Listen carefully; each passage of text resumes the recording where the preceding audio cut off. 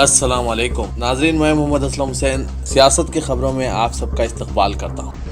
آج پورا ملک بابا قوم مہاتما گاندھی کی 151ویں جینتی منا رہا ہے۔ موہن داس کرم چند گاندھی ہندوستان کی تحریک آزادی کے قائد تھے۔ ستیہ گرہ اور عدم تشدد کے اصولوں پر چل کر بابا قوم نے ہندوستان کو آزادی دلانے میں اہم کردار ادا کیا تھا۔ ان کے اصولوں نے پوری دنیا میں لوگوں کو شہری حقوق اور تحریک آزادی کے لیے ترغیب دی تھی۔ مہاتما گاندھی کی 151ویں جینتی پر صدر جمہوریہ رام ناتھ کووند، وزیر اعظم نریندر مودی سمیت سرکردہ سیاسی شخصیات نے انہیں خراج عقیدت پیش کیا ہے۔ بابا قوم مہاتما گاندھی کو خراج عقیدت پیش کرتے ہوئے صدر جمہوریہ رام ناتھ کووند نے لکھا، آئیے گاندھی جینتی کے موقع پر ہم سب پھر سے یہ عہد کریں کہ ہم سچ اور عدم تشدد کی راہ پر چلتے ہوئے ملک کی فلاح اور ترقی کے لیے ہمیشہ وقف رہیں گے اور ایک صاف ستھرا، خوشحال، مضبوط اور جامع ہندوستان کی تعمیر کر کے گاندھی جی کے خوابوں کو پورا کریں گے۔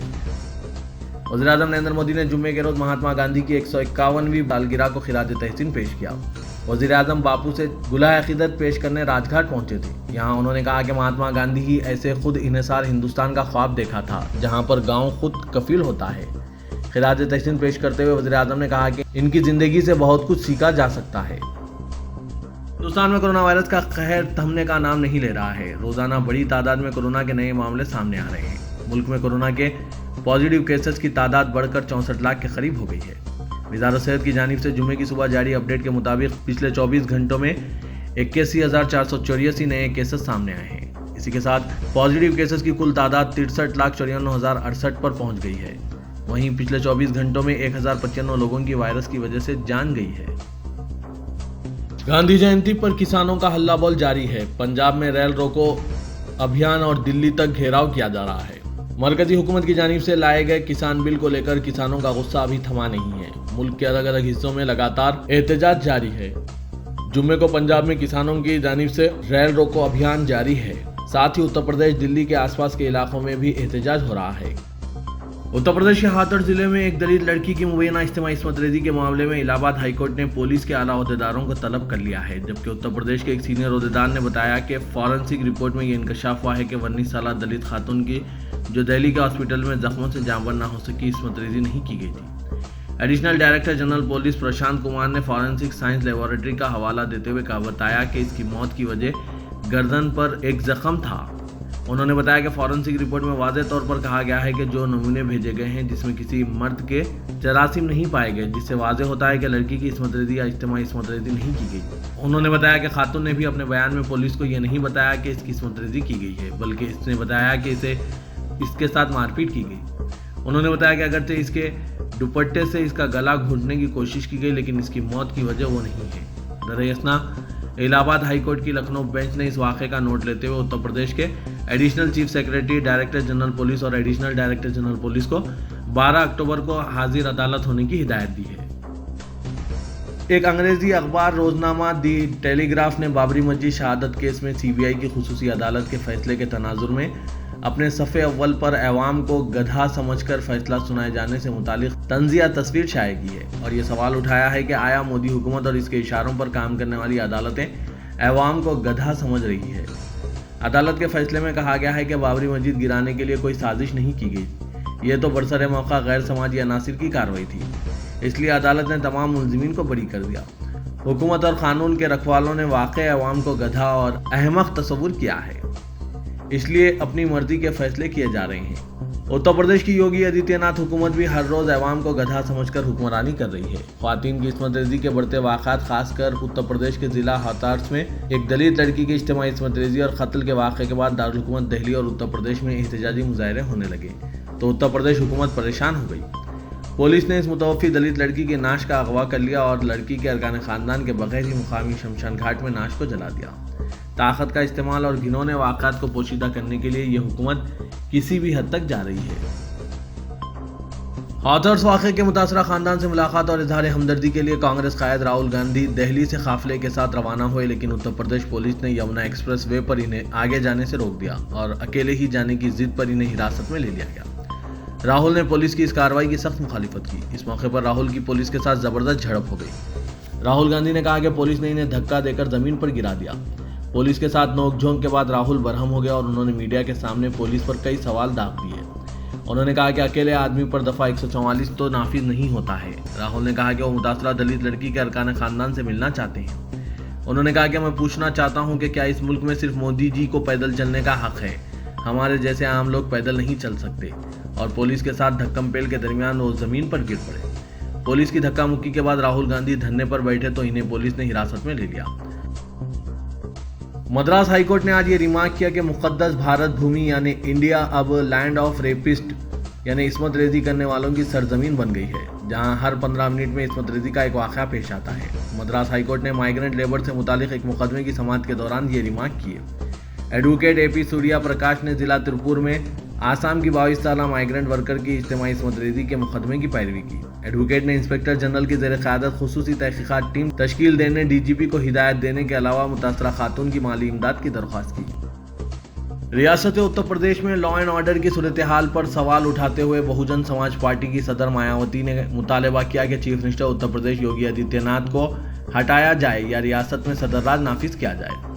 مایاوتی نے اتر پردیش ہاتھرس اور بلرام پور میں عصمت ریزی کا شکار کمسن لڑکی کے فوت ہونے کے بعد معاملے کا حوالہ دیتے ہوئے کہا کہ یہ واقعات سال 2012 میں دہلی میں نربھئی کی عصمت ریزی اور قتل کے معاملے کی یاد دلاتے ہیں۔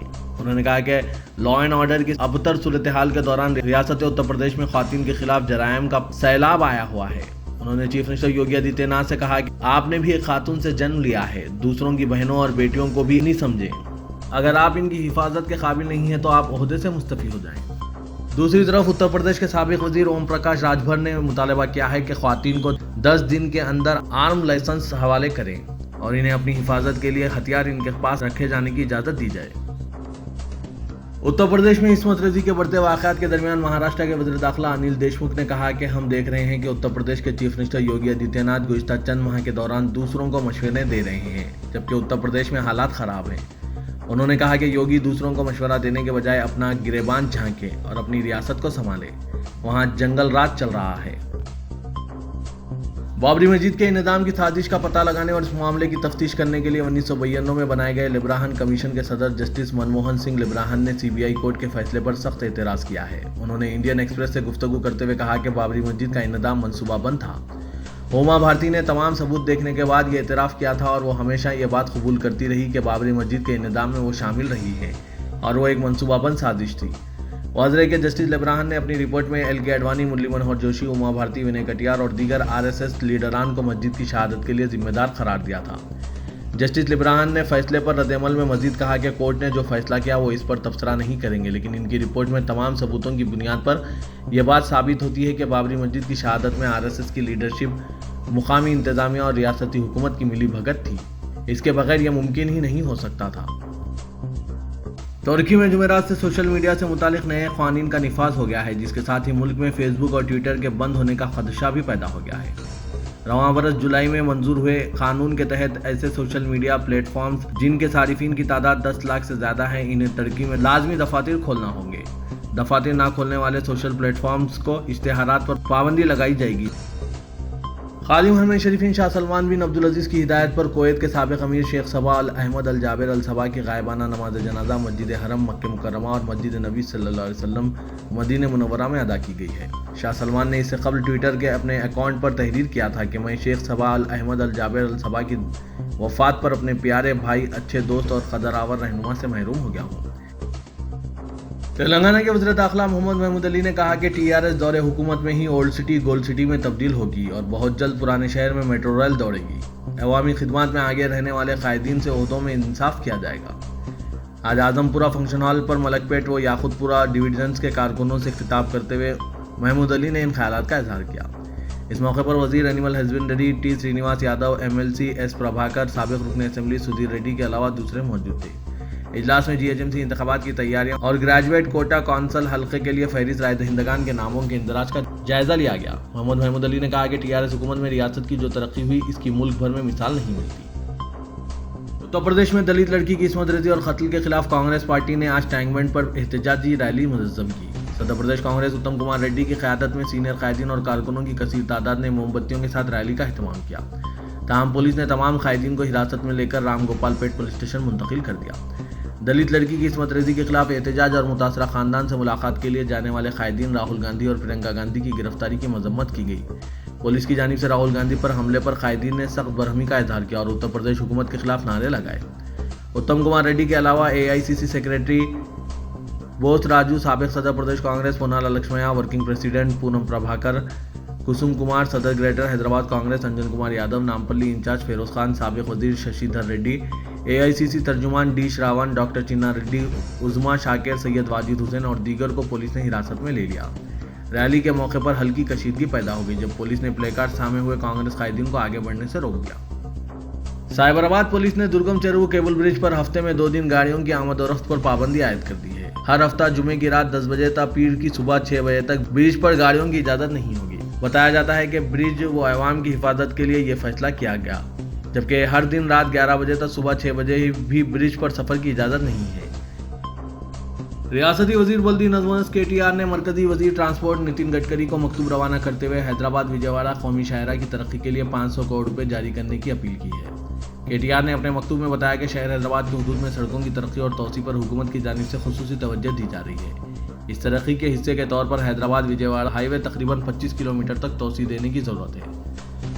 रियासती गवर्नर T सौंदरराजन ने समाज में ज़ईफ़ उल उमर अफराद की बेहतर निगहदाश्त के लिए खानदानों के अहम रोल की अहमियत को उजागर किया है। उन्होंने कहा कि हुकूमत की जानिब से सीनियर सिटीजन्स के लिए कई फलाही इक़दामात शुरू किए गए हैं। ताहम अफराद खानदान की जानिब से इनकी बेहतर सेहत को यकीनी बनाने के लिए निगहदाश्त, तायीद और वाबस्तगी की ज़रूरत है। जब तक अफराद खानदान की जानिब से ज़ईफ़ उल उमर अफराद को बेहतर निगहदाश्त नहीं की जाएगी, उस वक्त तक इनकी सेहत का तहफ़्फ़ुज़ मुमकिन नहीं है। तेलंगाना हाईकोर्ट ने गांधी हॉस्पिटल में ग़िज़ा सरबराह करने वाले कॉन्ट्रैक्टर की जानिब से गैर मियारी ग़िज़ा की सरबराही पर नाराज़गी का इज़हार किया। अदालत ने कहा कि फूड सप्लाइज की जानिब से गांधी हॉस्पिटल में इंतहाई नाक़िस ग़िज़ा की सरबराही के बारे में कई शिकायत मौसूल हो रही है। चीफ जस्टिस रघुवेंद्र सिंह चौहान और जस्टिस B विजयन सेन रेड्डी पर मुश्तमिल डिवीज़न बेंच ने कॉन्ट्रैक्टर के खिलाफ दायर की गई दरख्वास्त की समाअत की।